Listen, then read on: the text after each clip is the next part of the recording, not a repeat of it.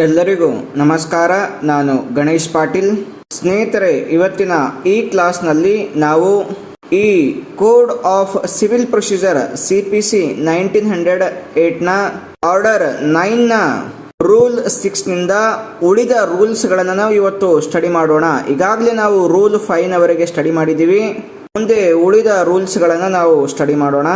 Rule 6ನ ಪ್ರಕಾರ ಒಂದು ವೇಳೆ ಪ್ಲೇಂಟಿಫ್ ಅಪೇರ್ ಆಗಿದ್ರೆ, ಡಿಫೆಂಡೆಂಟ್ ಅಪೇರ್ ಆಗದೆ ಹೋದ್ರೆ ಹಿಯರಿಂಗ್ಗೆ ಏನು ಡೇಟ್ ಇರುತ್ತೆ ಆ ದಿವಸ ಸಬ್ ಕ್ಲಾಸ್ ಏನ ಪ್ರಕಾರ ಒಂದು ವೇಳೆ ಸಮನ್ಸ್ ಸರ್ವ್ ಆಗಿದೆ ಅಂತೇಳಿ ಸಮನ್ಸ್ ಸರ್ವ್ ಆಗಿದ್ರೆ ಅದು ಪ್ರೂವ್ ಆದ್ರೆ ಕೋರ್ಟ್ ಎಕ್ಸ್ಪಾರ್ಟೆ ಆರ್ಡರ್ ಅನ್ನ ಮಾಡುತ್ತೆ. ಅಂದ್ರೆ ಡಿಫೆಂಡೆಂಟ್ ನ ಅಗೇನ್ಸ್ಟ್ ಮತ್ತು ಪ್ಲೇಂಟಿಫ್ ನ ಪರವಾಗಿ ಎಕ್ಸ್ಪಾರ್ಟೆ ಆರ್ಡರ್ ಅನ್ನ ಮಾಡುತ್ತೆ. ನೆಕ್ಸ್ಟ್ ಕ್ಲಾಸ್ ಬಿ ನ ಪ್ರಕಾರ ಒಂದು ವೇಳೆ ಸಮನ್ಸ್ ಸರಿಯಾಗಿ ಸರ್ವ್ ಆಗದೆ ಇದ್ದಾಗ ಕೋರ್ಟ್ ಸೆಕೆಂಡ್ ಸಮನ್ಸ್ ಅನ್ನ ಇಶ್ಯೂ ಮಾಡೋದಕ್ಕೆ ಅಂದ್ರೆ ಡಿಫೆಂಡೆಂಟ್ಗೆ ಸರ್ವ್ ಮಾಡೋದಕ್ಕೆ ಆರ್ಡರ್ ಅನ್ನ ಮಾಡುತ್ತೆ.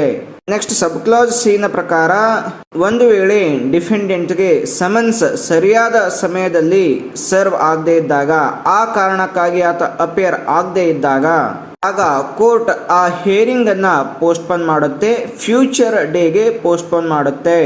ಡಿಫೆಂಡೆಂಟ್ಗೆ ಇನ್ನೊಂದು ನೋಟಿಸ್ ಅನ್ನ ಕೊಡೋದಕ್ಕೆ ಅಂದ್ರೆ ಪೋಸ್ಟ್ಪೋನ್ ಆದ ಡೇ ಬಗ್ಗೆ ನೋಟಿಸ್ ಅನ್ನ ಕೊಡೋದಕ್ಕೆ ಕೋರ್ಟ್ ಆರ್ಡರ್ ಮಾಡುತ್ತೆ. ನೆಕ್ಸ್ಟ್ ರೂಲ್ 6ನ ಕ್ಲಾಸ್ 2ರ ಪ್ರಕಾರ ಒಂದು ವೇಳೆ ಪ್ಲೇಂಟಿಫ್ಸ್ ನ ಡಿಫಾಲ್ಟ್ ನಿಂದ ಆತನಿಗೆ ಸಮನ್ಸ್ ಸರ್ವ್ ಆಗದೆ ಇದ್ದಾಗ, ಸಫಿಶಿಯಂಟ್ ಟೈಮ್ ನಲ್ಲಿ ಸಮನ್ಸ್ ಸರ್ವ್ ಆಗದೆ ಇದ್ದಾಗ ಪ್ಲೇಂಟಿಫ್ ಆ ಪೋಸ್ಟ್ಪೋನ್ಮೆಂಟ್ ಏನಾಗಿರುತ್ತೆ ಹಿಯರಿಂಗ್ಗೆ ಅದರ ಒಂದು ಕಾಸ್ಟ್ ಅನ್ನ ಪ್ಲೇಂಟಿಫ್ ಕೊಡಬೇಕಾಗತ್ತೆ. ರೂಲ್ 7ನ ಪ್ರಕಾರ ಹಿಯರಿಂಗ್ ಅಂದ್ರೆ ಡಿಫೆಂಡೆಂಟ್ ಅಪೇರ್ ಆಗಿರೋದಿಲ್ಲ, ಹಿಯರಿಂಗ್ ಅಡ್ಜರ್ನ್ ಆಗಿರುತ್ತೆ. ಅವತ್ತಿನ ಆ ದಿವಸ ಎಕ್ಸ್ಪಾರ್ಟೆ ಆರ್ಡರ್ ಅನ್ನ ಮಾಡಬೇಕಾಗಿರುತ್ತೆ. ಆದ್ರೆ ಆ ಸಂದರ್ಭದಲ್ಲಿ ಆ ಒಂದು ದಿನಕ್ಕೆ ಡಿಫೆಂಡೆಂಟ್ ಅಪೇರ್ ಆದ್ರೆ ಅಂದ್ರೆ ಎಕ್ಸ್ಪಾರ್ಟೆ ಆರ್ಡರ್ ಅನ್ನ ಮಾಡೋದಕ್ಕಿಂತ ಮುಂಚೆ ಅಪೇರ್ ಆದ್ರೆ ಮತ್ತು ಆತ ಯಾಕೆ ಹಿಂದಿನ ಪ್ರೀವಿಯಸ್ ಡೇಗೆ ಅಪಿಯರೆನ್ಸ್ ಆಗ್ಲಿಕ್ಕೆ ಆಗೋದಿಲ್ಲ ಅಂತೇಳಿ ಸಫಿಶಿಯಂಟ್ ಕಾಸ್ ಅನ್ನ ಕೊಟ್ಟಿದ್ರೆ, ಈ ಕಾರಣವನ್ನ ಕೇಳಿದಂತಹ ಕೋರ್ಟ್ ಆತನ ಅಪಿಯರೆನ್ಸ್ ಒಪ್ಕೊಂಡು ಕಾಸ್ಟ್ ನ ಮೇಲೆ ಅಲೋ ಮಾಡಿದ್ರೆ, ಆ ಕಾಸ್ಟ್ ಅನ್ನ ಆತ ಸರಿಯಾಗಿ ಕಟ್ಟಿದ್ರೆ ಒಂದು ಡೇ ಅನ್ನ ಹಿಯರಿಂಗ್ ಇಡುತ್ತೆ. ಆ ಡೇಗೆ ಆತನ ಒಂದು ಆನ್ಸರ್ ಅನ್ನ ಹಿಯರ್ ಮಾಡುತ್ತೆ. ನೆಕ್ಸ್ಟ್ ರೂಲ್ 8ನ ಪ್ರಕಾರ ಒಂದು ವೇಳೆ ಹಿಯರಿಂಗ್ ನ ದಿವಸ ಓನ್ಲಿ ಡಿಫೆಂಡೆಂಟ್ ಅಪೇರ್ ಆದ್ರೆ, ಪ್ಲೇಂಟಿಫ್ ಅಪೇರ್ ಆಗದೆ ಹೋದ್ರೆ ಆಗ ಕೋರ್ಟ್ ಆ ಶೂಟ್ ಅನ್ನ ಡಿಸ್ಮಿಸ್ ಮಾಡುತ್ತೆ. ಅನ್ಲೆಸ್ ಡಿಫೆಂಡೆಂಟ್ ಅಡ್ಮಿಟ್ ಮಾಡದೆ ಹೋದ್ರೆ, ಆದ್ರೆ ಒಂದು ವೇಳೆ ಡಿಫೆಂಡೆಂಟ್ ಆ ಪ್ಲೇಂಟ್ ನಲ್ಲಿರುವಂತಹ ಕೆಲವೊಂದು ಅಂಶಗಳನ್ನು ಅಡ್ಮಿಟ್ ಮಾಡಿದ್ರೆ, ಅದರಲ್ಲಿರುವ ಅಥವಾ ಟೋಟಲ್ ಆಗಿ ಅಡ್ಮಿಟ್ ಮಾಡಿದ್ರೆ ಅಥವಾ ಪಾರ್ಟ್ ಅಡ್ಮಿಟ್ ಮಾಡಿದ್ರೆ, ಫುಲ್ಲಿ ಅಡ್ಮಿಟ್ ಮಾಡಿದ್ರೆ ಡಿಫೆಂಡೆಂಟ್ ನ ಅಗೇನೆಸ್ಟ್ಗೆ ಡಿಕ್ರಿಯನ್ನ ಪಾಸ್ ಮಾಡುತ್ತೆ. ಆದ್ರೆ ಕೆಲವೊಂದು ಪಾರ್ಟ್ಗಳನ್ನ ಮಾತ್ರ ಆತ ಅಡ್ಮಿಟ್ ಮಾಡಿದ್ರೆ ಆಗ ಪಾರ್ಟ್ಲಿ ಪ್ಲೇಂಟ್ ಅನ್ನ ಉಳಿಸ್ಕೊಂಡು ಉಳಿದ ಒಂದು ಭಾಗವನ್ನ ಡಿಸ್ಮಿಸ್ ಮಾಡುತ್ತೆ. ನೆಕ್ಸ್ಟ್ ರೂಲ್ 9ರ ಪ್ರಕಾರ ಒಂದು ವೇಳೆ ಶೂಟ್ ಹೋಲಿ ಅಂದ್ರೆ ಕಂಪ್ಲೀಟ್ ಆಗಿ ಅಥವಾ ಪಾರ್ಟ್ಲಿ ಡಿಸ್ಮಿಸ್ ಆಗಿದ್ರೆ, ಅಂದ್ರೆ ರೂಲ್ 8ನ ಡೇಲಿ ಡಿಸ್ಮಿಸ್ ಆಗಿದ್ರೆ ಆಗ ಪ್ಲೇಂಟಿಫ್ ಫ್ರೆಶ್ ಶೂಟ್ ತರೋ ಹಾಗಿಲ್ಲ. ಅಂದ್ರೆ ಸೇಮ್ ಕಾಸ್ ಆಫ್ ಆಕ್ಷನ್ ಮೇಲೆ ಫ್ರೆಶ್ ಶೂಟ್ ಅನ್ನು ತರೋ ಹಾಗಿಲ್ಲ. ಬಟ್ ಆದ್ರೆ ಆತ ಆ ಒಂದು ಆರ್ಡರ್ ಆಗಿರುತ್ತಲ್ಲ ಅದನ್ನ ಸೆಟ್ ಅಸೈಡ್ ಮಾಡೋದಕ್ಕೆ ಅಪ್ಲಿಕೇಶನ್ ಅನ್ನ ಹಾಕ್ಬಹುದು. ಮತ್ತು ಒಂದು ವೇಳೆ ಆತ ಕೋರ್ಟ್ಗೆ ಸಫಿಶಿಯಂಟ್ ಕಾಸಸ್ಗಳ ಮುಖಾಂತರ ಅಂದ್ರೆ ಆತ ಯಾಕೆ ಅಪಿಯರ್ ಆಗಲಿಲ್ಲ ಅನ್ನುವಂಥ ಸಫಿಶಿಯಂಟ್ ಕಾಸ್ ಅನ್ನ ಕೊಟ್ರೆ, ಕೋರ್ಟ್ಗೆ ಸ್ಯಾಟಿಸ್ಫೈ ಮಾಡಿದ್ರೆ ಆಗ ಕೋರ್ಟ್ ಆ ಶೂಟ್ ನ ಡಿಸ್ಮಿಸಲ್ ಅನ್ನ ಸೆಟ್ ಅಸೈಡ್ ಮಾಡುತ್ತೆ. ಆ ಪ್ಲೇಂಟಿಫ್ ನ ಮೇಲೆ ಕಾಸ್ಟ್ ಅನ್ನ ಹಾಕ್ತಾರೆ. ಆ ಕಾಸ್ಟ್ ಅನ್ನ ಆತ ಕೊಡಬೇಕಾಗತ್ತೆ. ಆತ ಕಾಸ್ಟ್ ಅನ್ನ ಕಟ್ಟಿದ್ರೆ ಆಮೇಲೆ ನೆಕ್ಸ್ಟ್ ಡೇ ಅನ್ನ ಅಪಾಯಿಂಟ್ ಮಾಡಲಾಗುತ್ತೆ. ನೆಕ್ಸ್ಟ್ ಡೇಗೆ ಆ ಪ್ರೊಸೀಡಿಂಗ್ಸ್ ಅನ್ನ ಪೋಸ್ಟ್ಪೋನ್ ಮಾಡಲಾಗುತ್ತೆ. ನೆಕ್ಸ್ಟ್ ರೂಲ್ 9ನ ಕ್ಲಾಸ್ 2ನ ಪ್ರಕಾರ ಈ ರೂಲ್ 9 ಅಡಿಯಲ್ಲಿ ಯಾವುದೇ ರೀತಿಯ ಆರ್ಡರ್ ಅನ್ನ ಮಾಡಬೇಕಾದ್ರೆ ಅಪೋಸಿಟ್ ಪಾರ್ಟ್ಗೆ ನೋಟಿಸ್ ಅನ್ನ ಕೊಟ್ಟು ಆರ್ಡರ್ ಅನ್ನ ಮಾಡಬೇಕಾಗತ್ತೆ. ಅಲ್ಲಿವರೆಗೆ ಆರ್ಡರ್ ಮಾಡೋ ಹಾಗಿಲ್ಲ. ರೂಲ್ 10ರ ಪ್ರಕಾರ ಒಂದು ವೇಳೆ ಯಾವುದೇ ಶೂಟ್ ನಲ್ಲಿ ಒಂದು ಪ್ಲೇಂಟಿಫ್ ಅಥವಾ ಹೆಚ್ಚಿನ ಪ್ಲೇಂಟಿಫ್ಸ್ ಒಂದಕ್ಕಿಂತ ಹೆಚ್ಚಿನ ಪ್ಲೇಂಟಿಫ್ಸ್ ಗಳಿದ್ರೆ, ಅದರಲ್ಲಿ ಕೆಲವರು ಅಪಿಯರ್ ಆಗಿದ್ರೆ, ಇನ್ನು ಕೆಲವರು ಅಪಿಯರ್ ಆದ್ರೆ ಹೋದ್ರೆ, ಕೆಲವರು ಅಪಿಯರ್ ಆದ್ರೂ ಕೂಡ ಉಳಿದ ಎಲ್ಲರೂ ಅಪಿಯರ್ ಆಗಿರೋ ರೀತಿಯಲ್ಲಿ ಅದನ್ನ ಭಾವಿಸಿ ಆರ್ಡರ್ ಅನ್ನ ಮಾಡಲಾಗುತ್ತೆ. ನೆಕ್ಸ್ಟ್ ರೂಲ್ 11 ಪ್ರಕಾರ ಯಾವುದೇ ಒಂದು ಕೇಸ್ನಲ್ಲಿ ಒಂದಕ್ಕಿಂತ ಹೆಚ್ಚಿನ ಡಿಫೆಂಡ್ಸ್ಗಳು ಇದ್ದಾಗ ಅದರಲ್ಲಿ ಕೆಲವರು ಅಪಿಯರ್ ಆಗಿರ್ತಾರೆ, ಕೆಲವೊಂದು ಡಿಫೆಂಡೆಂಟ್ಸ್ಗಳು ಅಪಿಯರ್ ಆಗಿರೋದಿಲ್ಲ.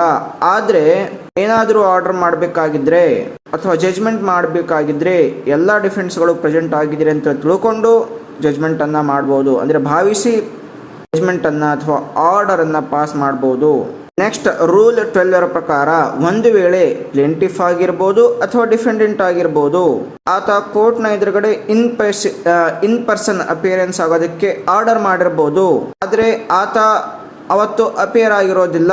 ಮತ್ತೆ ಕೋರ್ಟ್ಗೆ ನೆಕ್ಸ್ಟ್ ಡೇ ಅಪಿಯರ್ ಆದಾಗ, ನೆಕ್ಸ್ಟ್ ಒಂದು ಡೇ ಅಪಿಯರ್ ಆದಾಗ ಯಾಕೆ ಆತ ಅಪಿಯರ್ ಆಗಲಿಲ್ಲ, ಅವತ್ತಿನ ದಿವಸ ಪ್ರೀವಿಯಸ್ ಡೇ ಯಾಕೆ ಅಪಿಯರ್ ಆಗಿಲ್ಲ, ಸಫಿಷಿಯೆಂಟ್ ಕಾಸ್ ಅನ್ನು ಕೊಡದೆ ಹೋದಾಗ ಆ ಪಾರ್ಟಿ ಪ್ಲೇಂಟಿಫ್ ಆಗಿರ್ಬೋದು ಅಥವಾ ಡಿಫೆಂಡೆಂಟ್ಸ್ ಆಗಿರ್ಬೋದು ರೆಸ್ಪೆಕ್ಟಿವ್ಲಿ ಅವರು ಅಪಿಯರ್ ಆಗದೆ ಹೋದಾಗ ಏನು ಪ್ರೊವಿಷನ್ಸ್ಗಳಿವೆ ಆ ಫೋರ್ ಗೋಯಿಂಗ್ ರೂಲ್ಸ್ಗಳನ್ನು ಅಲ್ಲಿ ಆ ಪ್ಲೇಂಟಿಫ್ ಮತ್ತು ಡಿಫೆಂಡೆಂಟ್ಗಳ ಮೇಲೆ ಅಪ್ಲೈ ಮಾಡಲಾಗುತ್ತೆ. ನೆಕ್ಸ್ಟ್ ರೂಲ್ 13 ಪ್ರಕಾರ ಒಂದು ವೇಳೆ ಯಾವುದೇ ಕೇಸ್ನಲ್ಲಿ ಡಿಫೆಂಡೆಂಟ್ಸ್ಗಳ ವಿರುದ್ಧ ಎಕ್ಸ್ಪಾರ್ಟೆ ಡಿಕ್ರಿಯನ್ನ ಕೋರ್ಟ್ ಆರ್ಡರ್ ಮಾಡಿದ್ರೆ, ನೆಕ್ಸ್ಟ್ ಅಪಿಯರ್ ಆದಂತಹ ಡಿಫೆಂಡೆಂಟ್ಸ್ಗಳು ಎಕ್ಸ್ಪಾರ್ಟೆ ಆರ್ಡರ್ನ ಸೆಟ್ ಅಸೈಡ್ ಮಾಡೋದಕ್ಕೆ ಅಪ್ಲಿಕೇಶನ್ ಅನ್ನ ಕೊಟ್ಟರೆ, ಒಂದು ವೇಳೆ ಆ ಅಪ್ಲಿಕೇಶನ್ ಮುಖಾಂತರ ನಮಗೆ ಸಮನ್ಸ್ ಡ್ಯೂಲಿ ಸರ್ವ್ ಆಗಿಲ್ಲ ಮತ್ತು ನಾವು ಬರಬೇಕು ಅನ್ಕೊಂಡಿದ್ವಿ ಆದರೆ ನಮ್ಮನ್ನ ಯಾರೋ ತಡೆದ್ರು ಅನ್ನೋದಕ್ಕೆ ಸಫಿಷಿಯೆಂಟ್ ಪ್ರಿವೆಂಟ್ ಮಾಡಿದ್ರು ಅನ್ನೋದಕ್ಕೆ ಸಫಿಷಿಯೆಂಟ್ ಕಾಸ್ ಅನ್ನ ಕೊಟ್ಟರೆ, ಆಗ ಕೋರ್ಟ್ ಆ ಎಕ್ಸ್ಪಾರ್ಟೆ ಡಿಕ್ರಿಯನ್ನ ಸೆಟ್ ಅಸೈಡ್ ಮಾಡೋದಕ್ಕೆ ಆರ್ಡರ್ ಮಾಡ್ಬೋದು. ಆ ರೀತಿ ಆರ್ಡರ್ ಮಾಡಿದಾಗ ಡಿಫೆಂಡೆಂಟ್ಗಳ ಮೇಲೆ ಕಾಸ್ಟನ್ನು ಭರಿಸುತ್ತೆ. ಆ ಕಾಸ್ಟನ್ನು ಅವರು ಕೋರ್ಟ್ನಲ್ಲಿ ಕೊಟ್ಬಿಟ್ರೆ, ಅಂದರೆ ಕೋರ್ಟ್ಗೆ ಸಬ್ಮಿಟ್ ಮಾಡಿದ್ರೆ ನೆಕ್ಸ್ಟ್ ಡೇಯನ್ನು ಅಪಾಯಿಂಟ್ ಮಾಡಲಾಗುತ್ತೆ ಫಾರ್ ಹಿಯರಿಂಗ್. ಇದೇ ರೂಲ್ 13ನಲ್ಲಿ ಒಂದು ಪ್ರೊವಿಷನ್ ಇದೆ. ಒಂದು ಪ್ರೊವಿಷನ್ನ ಪ್ರಕಾರ ಯಾವುದೇ ಒಬ್ಬ ಡಿಫೆಂಡೆಂಟ್ನ ಪರವಾಗಿ ಆ ಎಕ್ಸ್ಪಾರ್ಟೆ ಡಿಕ್ರಿಯನ್ನು ಸೆಟ್ ಅಸೈಡ್ ಮಾಡೋದಕ್ಕೆ ಆಗೋದಿಲ್ಲ, ಆ ರೀತಿಯ ನೇಚರನ್ನು ಹೊಂದಿದ್ರೆ ಆಗ ಕೋರ್ಟ್ ಉಳಿದ ಎಲ್ಲ ಡಿಫೆಂಡೆಂಟ್ಸ್ಗಳ ಪರವಾಗಿ ಆ ಡಿಕ್ರಿಯನ್ನು ಸೆಟ್ ಅಸೈಡ್ ಮಾಡಬೇಕಾಗತ್ತೆ. ಇದೇ ರೂಲ್ 13ನಲ್ಲಿ ಇನ್ನೊಂದು ಪ್ರೊವಿಷನ್ ಇದೆ. ಈ ಒಂದು ಪ್ರೊವಿಷನ್ನ ಪ್ರಕಾರ ಸುಮ್ಮನೆ ಸಮನ್ಸ್ ಸರ್ವ್ ಆಗಿಲ್ಲ, ಇರ್ರೆಗ್ಯುಲಾರಿಟಿ ಇದೆ, ಈ ಒಂದು ಗ್ರೌಂಡ್ನ ಮೇಲೆ ಯಾವುದೇ ರೀತಿಯಲ್ಲಿ ಡಿಕ್ರಿಯನ್ನು ಸೆಟ್ ಅಸೈಡ್ ಮಾಡೋದಕ್ಕೆ ಬರೋದಿಲ್ಲ. ಒಂದು ವೇಳೆ ಕೋರ್ಟ್ಗೆ ಆತನಿಗೆ ಅಪಿಯರ್ ಆಗುವಂಥ ಅರಿವಿತ್ತು, ಸಫಿಷಿಯೆಂಟ್ ಟೈಮ್ ಇತ್ತು, ಆದರೂ ಕೂಡ ಆತ ಅಪಿಯರ್ ಆಗಲಿಲ್ಲ ಅಂತಂದರೆ ಕೋರ್ಟ್ ಎಕ್ಸ್ಪಾರ್ಟೆ ಡಿಕ್ರಿಯನ್ನು ಸೆಟ್ ಅಸೈಡ್ ಮಾಡೋದಿಲ್ಲ. ಇದೇ ರೂಲ್ 13ನಲ್ಲಿ ಒಂದು ಎಕ್ಸ್ಪ್ಲನೇಷನ್ ಇದೆ.